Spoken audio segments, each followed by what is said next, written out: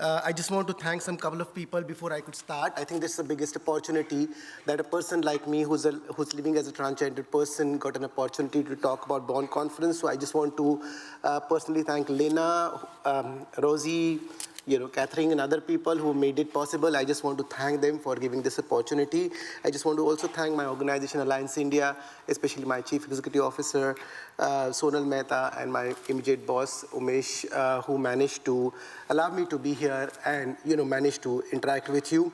I want to also act Frontline AIDS, who's there in Brighton, one of our linking organizations, who's doing excellent work with the communities like me. I want to thank my community. Without this, it hasn't been possible, and also my co-panelist who just gave an amazing speech. I just want to start with one small story with all of you. Does everybody knows about Lord Buddha? Anybody knows? People doesn't know, they can. Okay, so Lord Buddha is somebody who started Buddhism. He's a leader who was a king and who gave up everything to attain to a nirvana, where he got an ultimate learning from his territory. And one fine day when he was actually meditating, a woman who with a small child came to him and said that, you know what, Lord Buddha, I just want you to help me. And Lord Buddha said, what is it all about? He said, that how can I help you? So the woman actually who was with having a small child said that is, my child has a sweet tooth. Every time, whenever I want him to feed him anything, he asks for something sweet which is made up of sugar, and it is affecting his health and it's not very good for his body. So Lord Buddha says that is, wait, why don't you come next day and I will give you the solution for that. So the woman brings the child next day again to Lord Buddha and says that, Lord Buddha, could you solve my problem? So the Lord Buddha says that, whenever your child asks for a product which is made up of sugar, what you can do is then you can replace that with the honey, which is good for your health, and it will not affect your body. Or otherwise, you give him something that will, make him like a sour or something like that, that can really help him to change his taste to the sweeter thing. The woman got confused.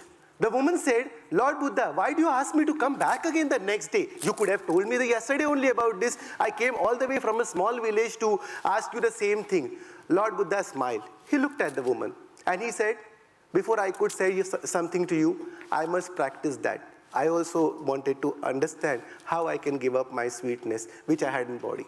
Many times in life, when we want to learn new things, we have to unlearn what we have learned about the facts. Today we are talking about the inclusion, my friends. We are talking about the communities. We are talking about various these organizations and individuals who are here to understand how we can understand about some particular community. But before you can understand about some particular community, there's an important aspect that we all have to do, is we have to unlearn what we have learned about these communities. Because when we do that process, many times we get to learn new things about the individuals. I'm thinking another thing about my life.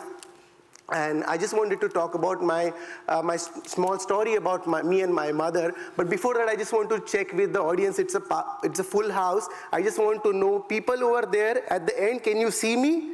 It's too many lights. You can, right? Fantastic. Somebody wave from there. Can you see me from that side? Yeah. Oh, fantastic. Thank you so much for waving. But something like that, in this world, there's a population of 7.7 billion people. And they don't see transgender people. How interesting it is. Do you all know how many transgender people are there in the world? Oh, forget about the world. Do you know how many transgender people are there in UK? Do you know? Anybody? Okay, it's difficult because many times we don't even talk about them. They've been used like a transparent glass. What you can see about that, you can see through them, and you don't want to recognize these people who are there on the earth because you don't think that these people deserve a life. We don't think that these people deserve a dignity, because many times we are so preoccupied with our own problem, we don't even want to make an attempt to understanding these people. I just want to talk about the statistic globally. There are almost 0.4% population who is living as a transgender people. In UK itself, population that you have, around 0.2% of people are living as a transgender people. And unfortunately, only 1,500 people in UK have got a proper identity proof that they can have a surgery life. That is the larger problem that we are talking about at this point of time. We are talking about the inclusion, my friend, and I think about that entire night when I went to my mother at the age of 30 and I said, listen, you have lived your life, I want to live my life and I want to transition myself. I want to have surgeries to my body. I'm already into the hormone treatment and I want to become a beautiful woman. And she looked at me and we were not talking to each other for almost 8 years because she was upset that I was born as a boy and at the same time I was transitioning as a woman, and which she couldn't say it because in India, because it's a patriarchal society, having a boy is a big thing. And especially for the single mother who doesn't have a spouse to raise a boy and then having expectations that this boy will someday marry and have children and be able to take care of life. It was a disaster for her. When actually we started talking about it, we started crying. She started crying, I started crying because we didn't know what to tell each other. I was not being able to reciprocate to her about what the feelings I was having, and she was not being able to reciprocate to her is that what the expectation that we were having. But at the end, she actually were very supportive, and she said that, listen, we both have a same blood group, which is B positive, and I'm going to be positive about this relationship. I don't understand your gender. I don't understand your sexuality, but I'm going to hold your hand because I was the one who actually made you walk holding that hand the first step, and I'm not going to leave you like that. And that transformed my life. Today, my friend, lot of transgenders survive on sex work because they lack with the inclusion. They don't get an opportunity like all of you could have. I just want to give you another example about it. Like, for example, by profession, I'm a software engineer. When actually I wanted to work, for almost 3.5 years, nobody was willing to employ me because everybody had a condition saying that is, if you want to work with us, then you have to cut your hair. You have to behave like a boy. You have to wear a boy's clothes. And I was not willing to compromise. I was not willing to accept the society. That time I was thinking, all the time I was thinking that I'm born in a wrong body, but I was wrong. Then I realized, no, I am not born in a wrong body. I'm born in a wrong society who doesn't have a mentality to accept me as a human being that human being should be. My friends, I survived on a sex work because I did not want to beg in front of a people for 1 rupees. I had an education, I was qualified, but nobody was willing to give me a job. And several transgender people live like that. On some other day, when I was taking somebody to the medical hospital, I realized that the medical hospital was not willing to cater this problem because they were neither putting this person into the female ward or neither they were putting that person into the male ward. Even commuters, when they are commuting, now also I travel internationally, I travel India also, many times people sitting next to me change the seat. They change the seat because they don't want to sit next to me. Am I a ghost? Am I an untouchable person? But they feel threatened.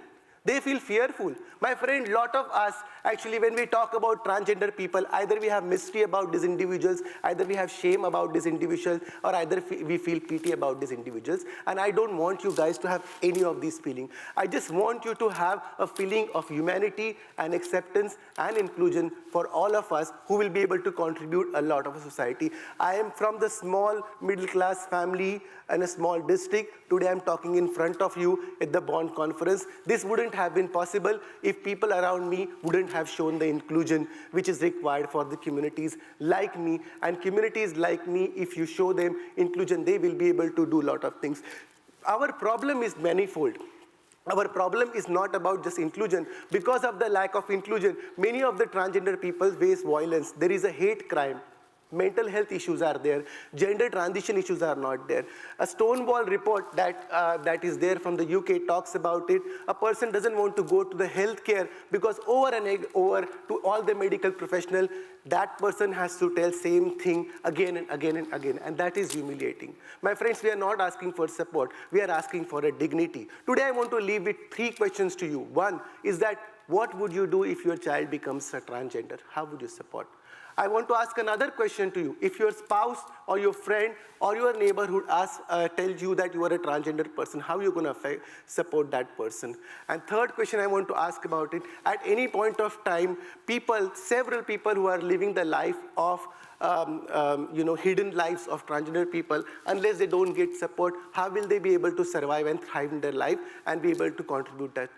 Today we are here, we are looking for a community spirit. Today we are here, we are looking for inclusion, and today we are here at the Bond Conference trying to bond with all of you. Thank you so much for this opportunity.